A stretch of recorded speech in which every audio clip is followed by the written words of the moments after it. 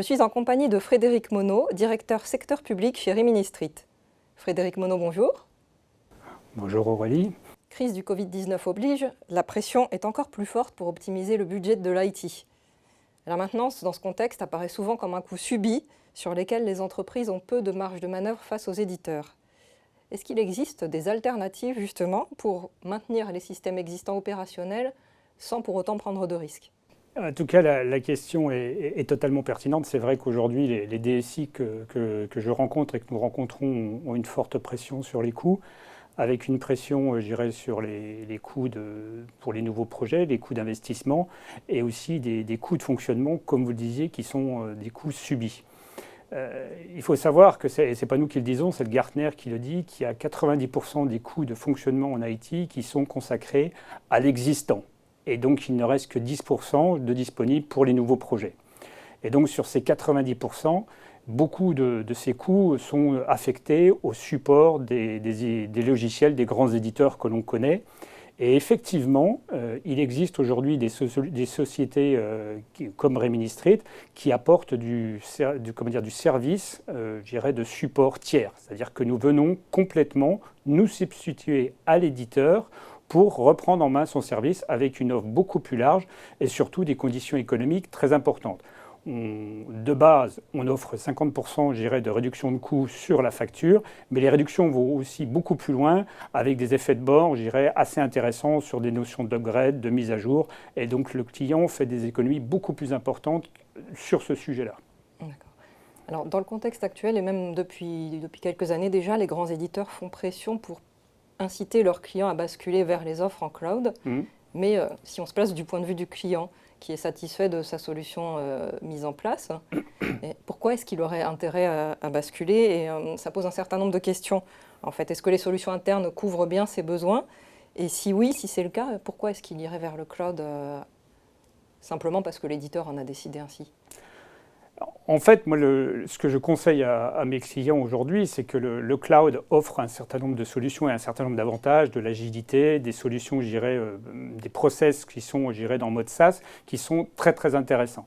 Moi, ce que je conseille à mes clients, c'est de prendre un pas de recul, je dirais, d'analyser, de faire un business case vis-à-vis du projet. Quand je dis business case, c'est quelle est la valeur ajoutée qu'aura le client, le client de l'entreprise, je dirais, ses clients, quelle valeur ajoutée ça va apporter, et à partir de là, le coût que va poser le passage au cloud, et je dirais que le business case, va parler de lui-même. Et si le business case est intéressant, je pense qu'il ne faut pas hésiter, il faut y aller. Et si le business case n'est pas reconnu, je dirais que se pose la question de l'intérêt.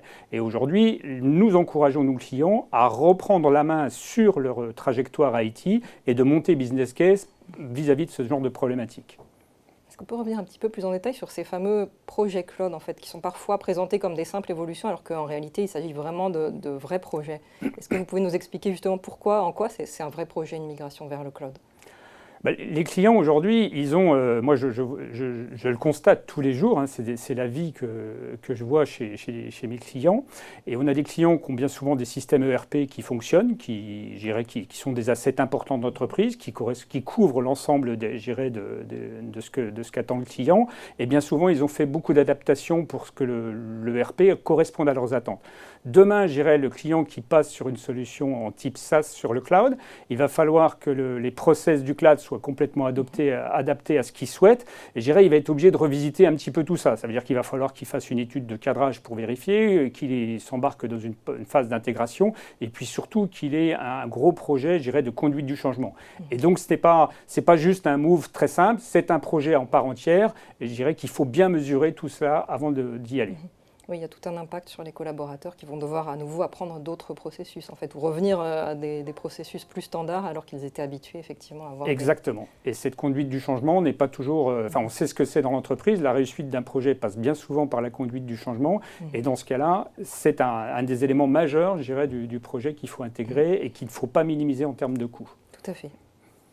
Alors si un client justement décide de rester sur sa version interne plus longtemps parce que ce n'est pas le moment forcément pour lui de basculer vers le cloud, qu'est-ce qu'il a comme alternative si jamais l'éditeur décide d'arrêter le support de cette solution ?